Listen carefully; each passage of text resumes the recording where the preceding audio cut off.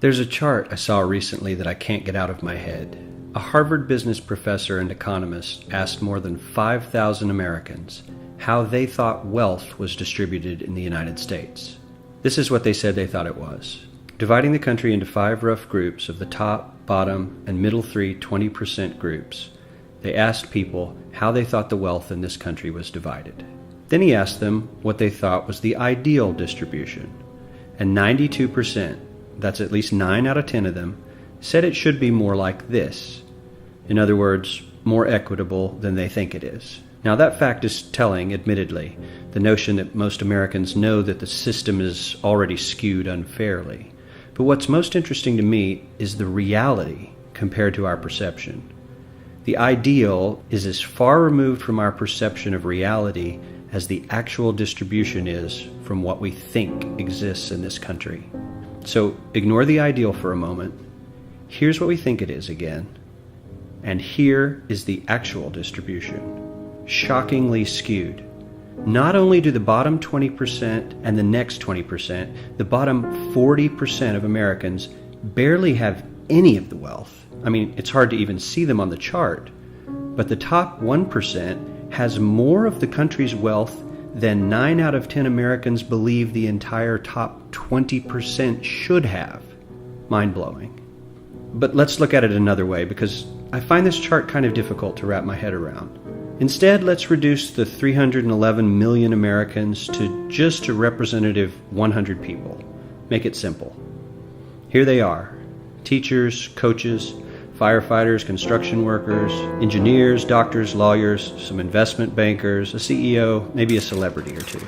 Now let's line them up according to their wealth. Poorest people on the left, wealthiest on the right, just a steady row of folks based on their net worth.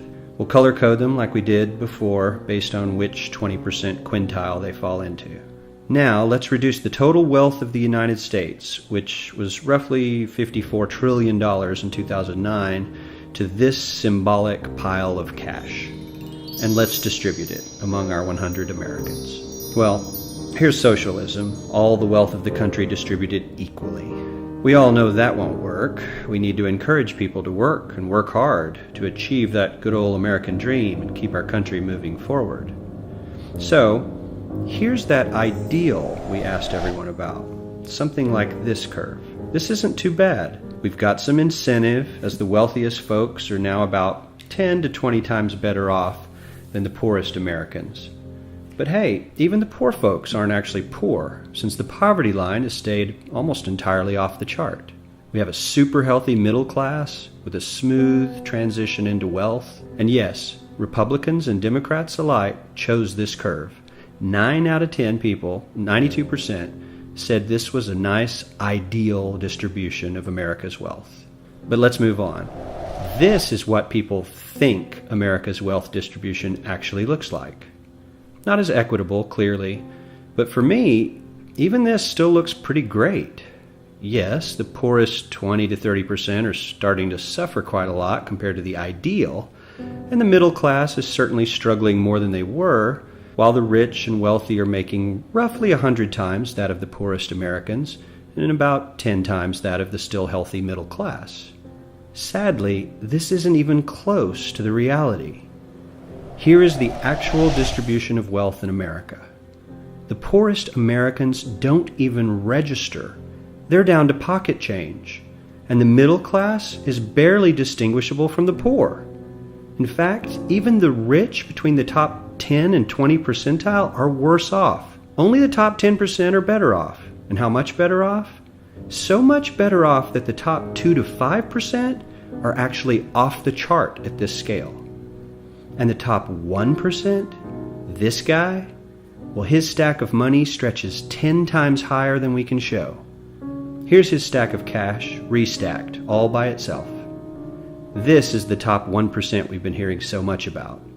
So much green in his pockets that I have to give him a whole new column of his own, because he won't fit on my chart. 1% of America has 40% of all the nation's wealth.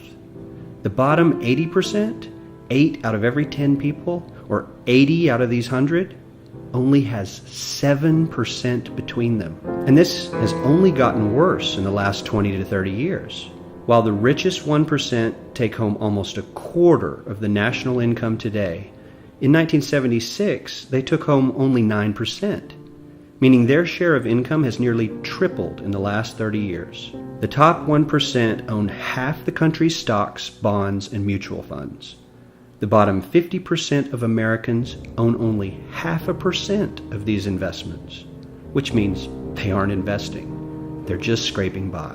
I'm sure many of these wealthy people have worked very hard for their money. But do you really believe that the CEO is working 380 times harder than his average employee? Not his lowest paid employee, not the janitor, but the average earner in his company. The average worker needs to work more than a month to earn what the CEO makes in 1 hour. We certainly don't have to go all the way to socialism to find something that is fair for hardworking Americans. We don't even have to achieve what most of us consider might be ideal. All we need to do is wake up and realize that the reality in this country is not at all what we think it is.